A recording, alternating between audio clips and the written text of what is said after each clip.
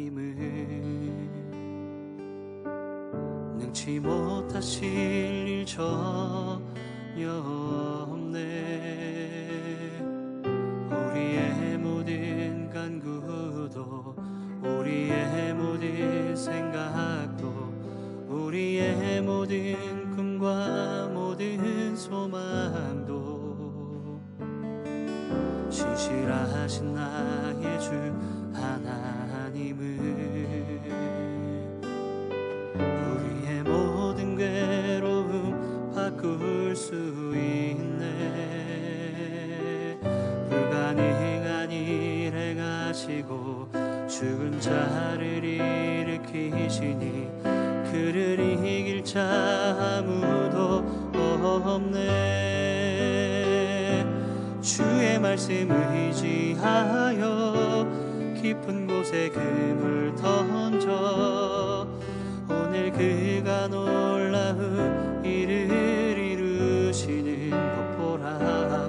주의 말씀 의지하여 믿음으로 금을 던져 믿는 자에게 능치 못함 없네.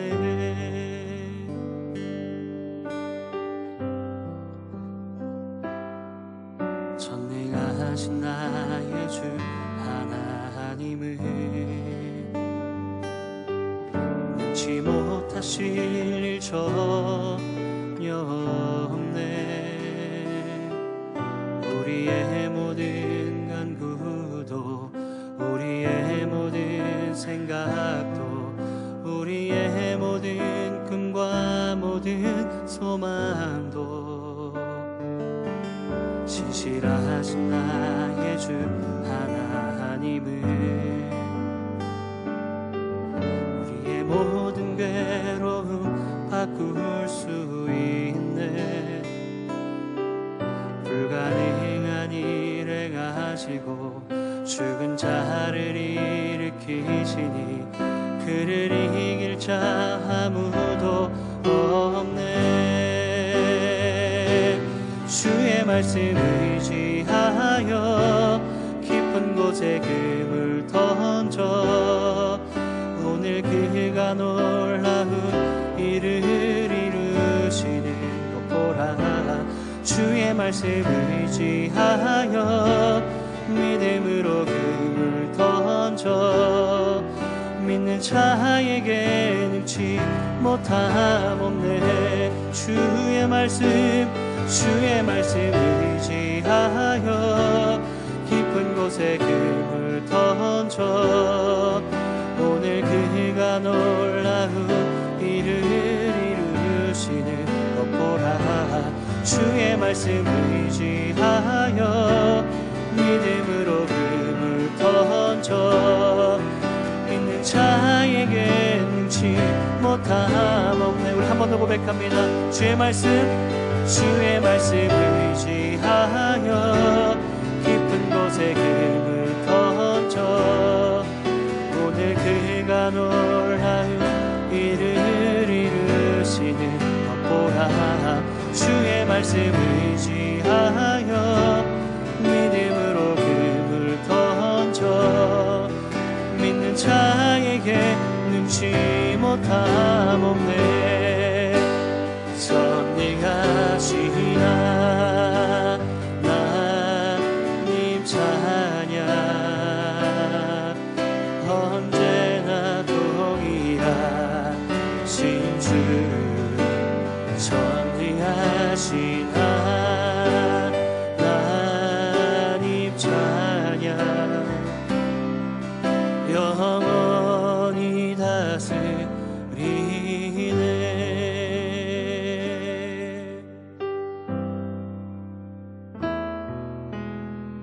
사랑하는 나의 아버지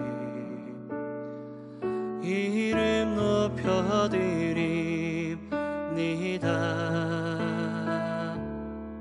주의 나라 찬양 속에 임하시니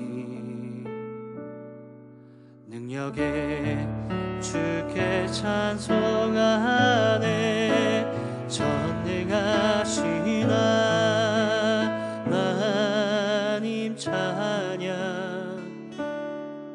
언제나 동일하신 주 전능하신 하나님 찬양 영원히 다스리네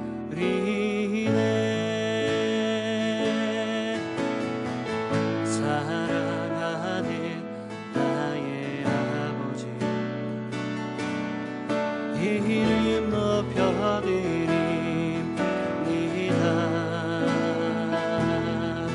주의 나라 찬양 속에 임하시니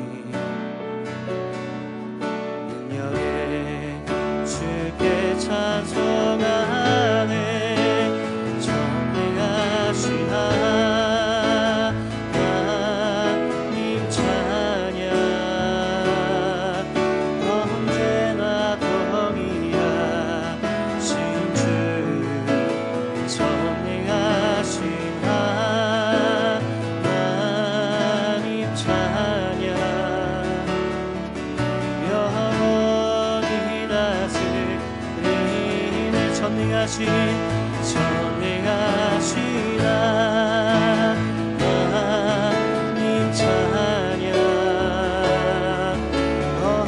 하나님 찬양 언제나 동일하신 주 전능하신 하나님 찬양 영원히 다스리네 전능하신 하나님 찬양 언제나 동일하신 주 전능하신 하나님 찬양 영원히 다스리네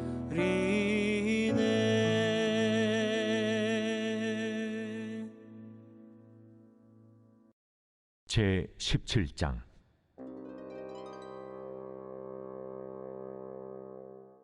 여호와의 말씀이 내게 임하여 이르시되 인자야, 너는 이스라엘 족속에게 수수께끼와 비유를 말하라.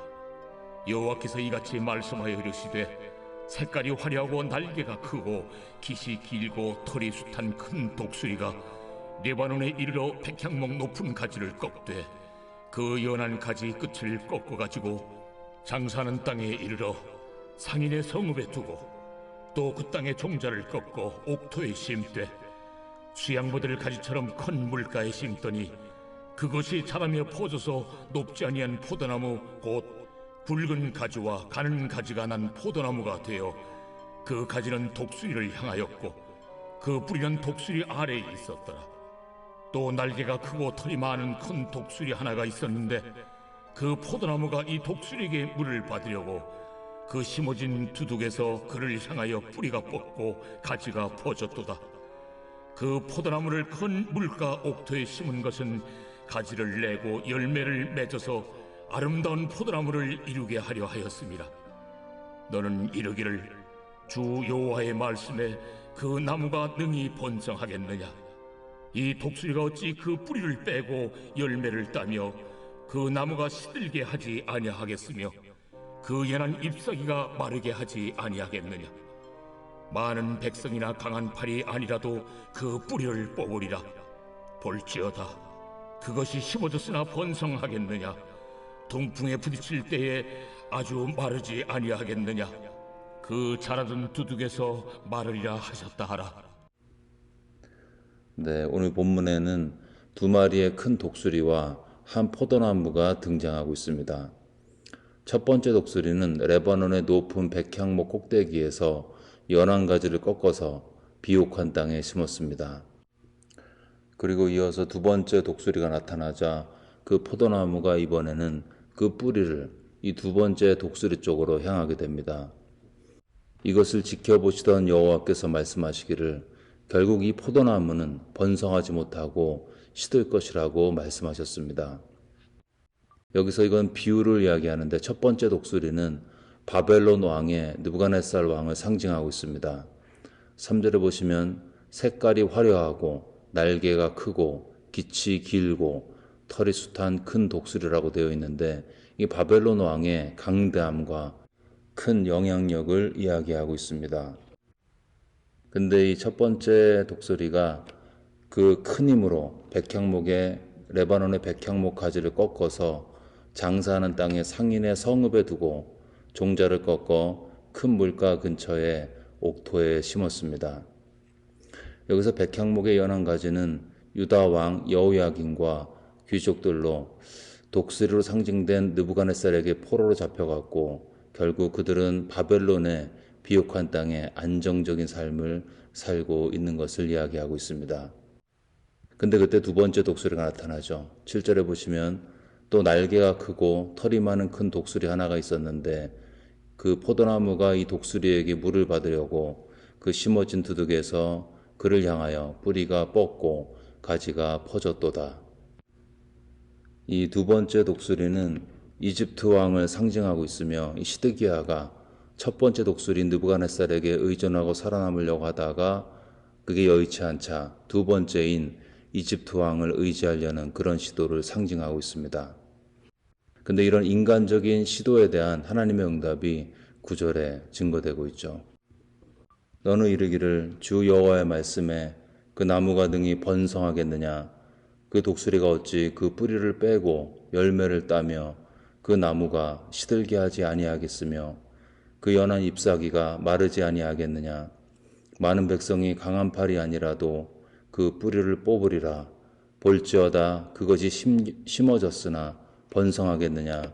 동풍에 부딪힐 때에 아주 마르지 아니하겠느냐? 그 자라던 두둑에서 마르리라 하셨다 하라. 첫 번째 독수리는 바벨론의 독수리였고 두 번째 독수리는 이집트의 독수리였고 이 포로로 잡혀갔던 시드기야가 그 유다가 하나님을 의지하고 하나님께 회개하고 삶을 돌이켜서 여호와께로 돌아가지 않고 이방 땅에 끌려가서도 이방의 백성들과 왕을 의지하고 하나님을 배척했던 본인들이 당했던 그런 징계의 원인을 깨닫지 못하고 엉뚱한 데 가서 자신을 도와달라고 하는 그들의 어리석음을 주님이 드러냈던 것입니다.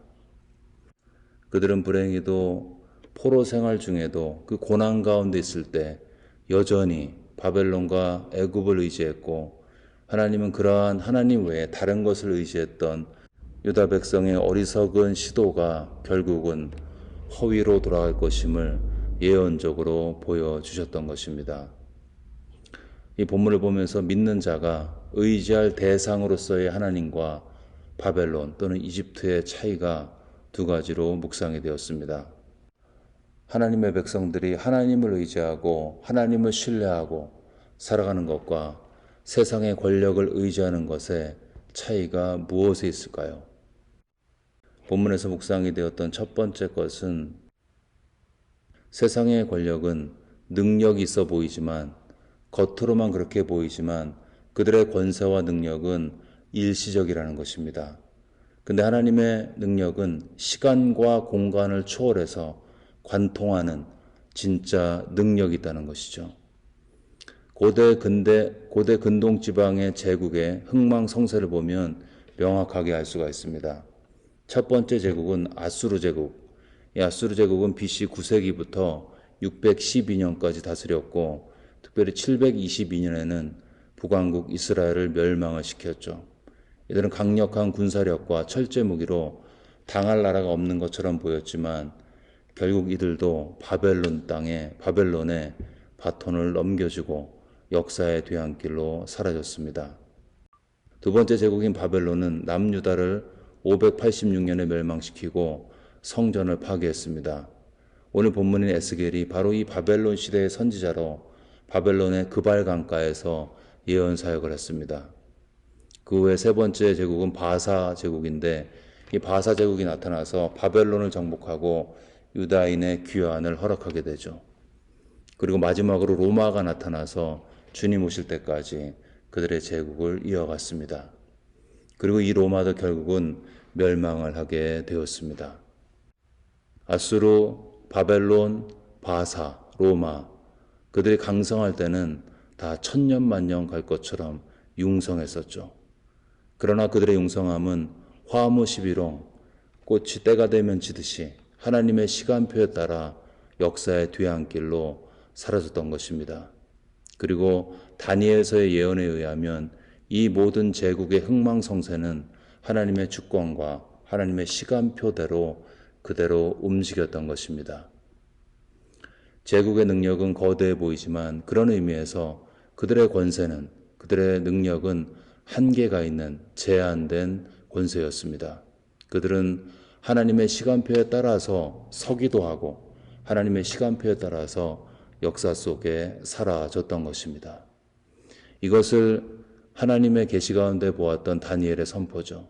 하나님은 때와 계절을 바꾸시며 왕들을 폐하시고 왕들을 세우시며, 우리는 왕이 서고 대통령이 서는 것이 사람이 투표를 하거나 전쟁 가운데 세워진다고 생각하지만, 이 말씀이 맞다면 만왕을 폐하시고 세우시는 분이 따로 계신데 그분이 하나님이시라는 것입니다.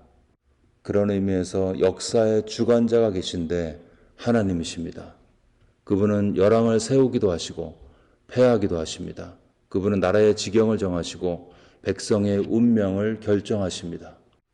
그것이 맞다면 정말 지혜로운 사람은 시간에 매여서 언젠가 소멸할 수밖에 없는 세상의 제국의 권력과 그 능력에 소망을 두지 않습니다. 우리는 시간과 공간을 초월하시는 역사의 주관자 하나님께만 소망을 두며 살아가는 것입니다. 사람과 시스템과 제국의 능력은 그래서 썩은 동아줄과 같습니다. 굵어 보이고 튼튼해 보이지만 그거 굵어 보인다고 붙들고 있다가는 반드시 그 제국과 함께 멸망하게 되어 있습니다. 그래서 정말 지혜로운 사람은 비록 처음에는 작아 보이고 좁아 보이고 불편해 보인다 할지라도 하나님 편에 서서 하나님을 붙들고 의지하며 살아가다가 그 마지막에 영속하시는 주님의 능력과 함께 승리의 창가를 하나님께 올려드리는 것입니다. 방백들을 의지하지 말고 도울음이 없는 인생도 의지하지 말지니 그의 호흡이 끊어지면 흙으로 돌아가서 그날에 그의 생각이 소멸하리로다. 야곱의 하나님으로 자기의 도움을 삼으며 여호와 자기의 하나님께 소망을 두는 자 복이 있도다. 여러분, 우리가 살면서 방백들, 세상의 권력자들, 저 사람이 내 편이면 얼마나 좋을까? 저 사람만 나를 도와주면 내 인생은 펼 거야. 이렇게 생각하지만 실은 그 사람도 하나님 앞에서 죄인에 불과하고 하나님이 부르시면 가야 하는, 본인의 생명을 한 시간도 연장하지 못하는 불쌍한 죄인에 불과한 것입니다. 하나님이 오라 하시면 가야 하는 불쌍한 인생인 것입니다. 그래서 정말 지혜로운 사람은 사람을 의지하지 않고 방백을 의지하지 않고 애굽의 병거를 의지하지 않고 시간과 공간을 초월해서 살아계시고, 그리고 이제 예수 그리스도 안에서 우리 하늘 아버지가 되시는 하나님을 신뢰하며 창조주를 의지하며 살아가는 그 사람이야말로 세상에서 가장 지혜로운 하나님의 사람인 것입니다. 혼돈스러운 세상 가운데 걱정스러운 일들이 많이 생기고 있는데 우리 모두는 흔들리지 않는 우리의 반석 되시는 하나님의 능력을 의지하심으로 승리하시기를 주의 이름으로 축원합니다. 의지의 대상으로서의 세상 권력과 하나님의 두 번째 차이는 그 동기가 다른 것입니다. 세상의 권력은 자기가 유익이 되는 한도 내에서만 우리를 돕습니다. 국제정치의 황금률 중에 이런 것들이 있죠. 외교에서 영원한 적도 영원한 동지도 없다. 어제의 동지가 적이 되고 어제의 적이 오늘 친구가 된다. 국제정치의 냉철한 그런 모습을 그대로 드러내는 말이죠. 우정을 이야기하고 전통을 이야기하고 양국 간의 우애를 이야기하지만 결국 인간은 자신의 유익을 기준으로 판단하고 결정하고 움직이게 되어 있습니다. 인간관계도 마찬가지죠. 우리가 사람을 돕지만 거기에는 분명한 한계가 있습니다. 우리는 다른 사람을 돕되 내가 도울 수 있을 만큼만 돕든지 양심의 가책을 느끼지 않을 정도만 돕습니다. 물론 그렇지 않은 분들도 있죠. 그러나 대부분의 경우는 한계가 있는 도움을 주고 받고 있는 것입니다. 세상 권력과 사람은 사람의 관점에서만 돕는 것입니다. 그리고 그 동기는 결국 안으로 파고 들어가면 자기 자신인 것입니다. 근데 하나님은 사람을 도우시되 정말 그 돕는 사람이 잘 되기를 바라는 마음으로만 도우십니다. 나에게 가장 유익한 것을 기대하면서 우리를 도우시는 것입니다. 나에게 최선의 결과가 나타나기를 기대하시면서 도우시는 것입니다. 그래서 하나님의 도우심의 동기는 사랑인 것입니다. 사랑의 대상이 잘 되기를 원하는 그 마음으로만 주님은 도우시는 것입니다. 그래서 하나님의 도우심에는 반대급부에 대한 기대가 없습니다. 하나님은 당신의 도우심으로 내 영혼이 잘 되면 그것으로 기뻐하시는 것입니다. 당신의 도우심으로 우리가 거룩의 열매를 맺고 행복하고 의롭게 살아가면 그것으로 그분에게는 충분한 것입니다. 그가 너로 인하여 기쁨을 이기지 못하시며 너를 잠잠히 사랑하시며 즐거이 부르며 기뻐하리로다. 어머님의 사랑이 고귀하지만 하나님의 사랑의 모형이죠. 하나님의 사랑은 바다보다 넓고 하늘보다 높습니다. 찬송가의 가사처럼 하늘을 두루마리 삼고 바다를 먹물 삼아도 하나님의 사랑을 다 표현할 수가 없습니다. 그래서 이 하나님의 높고도 깊고도 넓은 사랑을 깨달은 사람, 그 사람은 그 사랑에 감격하고 감사해서 하나님을 향한 어떠한 희생도 기꺼이 치르려고 즐거이 헌신하게 되는 것입니다. 이게 은혜가 지배하는 은혜의 중심의 승리의 삶이 되는 것입니다. 세상의 권력은 그럴듯해 보이지만 일시적이지만 주님의 능력은 영원하십니다. 세상 권력은 나에게 기대하는 반대급부가 있지만 하나님은 조건 없이 그냥 나의 거룩과 행복과 영생으로 충분하다라고 말씀하십니다. 여러분, 한계가 있고 다른 동기가 있는 세상의 권력의 힘을 의지하겠습니까? 어머니와 같이 무조건적으로 나를 위하시는 시간과 공간을 초월하시는 하나님을 의지하겠습니까? 애굽의 병거를 의지하지 말고 아브라함의 하나님을 의지하심으로 그 사랑의 권능 아래서 참된 승리와 안식을 누리시기를 주의 이름으로 축원합니다. 아멘. 네, 이 시간 들은 말씀 붙들고 기도하실 때 우리가 세상을 살면서 일시적이고 언젠가 없어지는 세상의 권력을 의지하지 말고 오직 나를 사랑하셔서 나의 유익만을 생각하시는 하나님의 영원한 권능만을 의지하며 살아갈 수 있도록 들은 말씀 마음에 새기며 간절히 기도하겠습니다.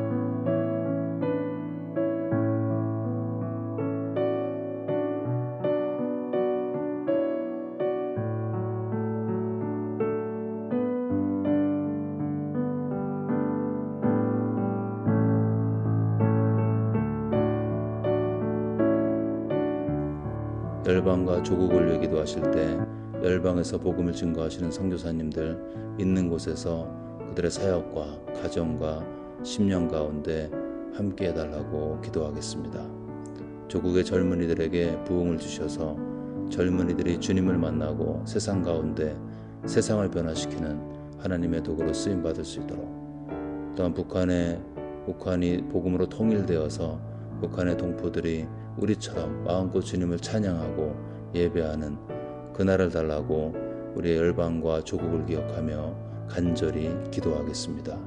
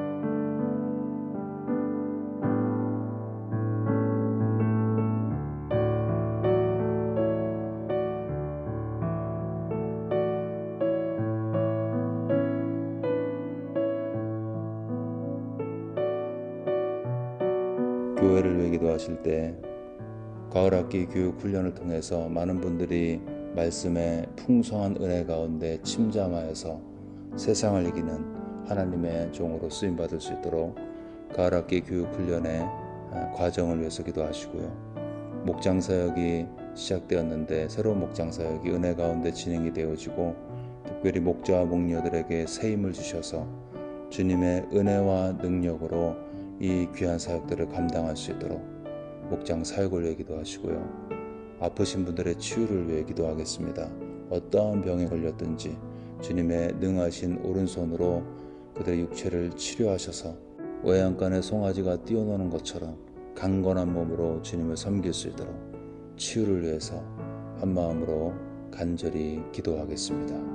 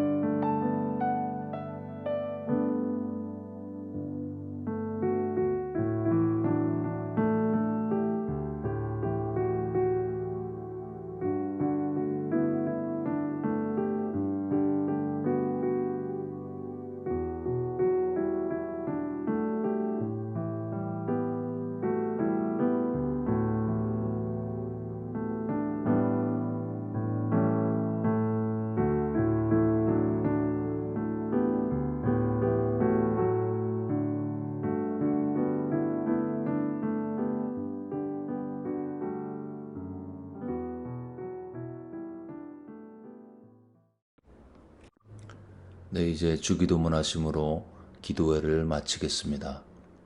하늘에 계신 우리 아버지여, 이름이 거룩히 여김을 받으시오며 나라가 임하옵시며 뜻이 하늘에서 이루어진 것 같이 땅에서도 이루어지이다.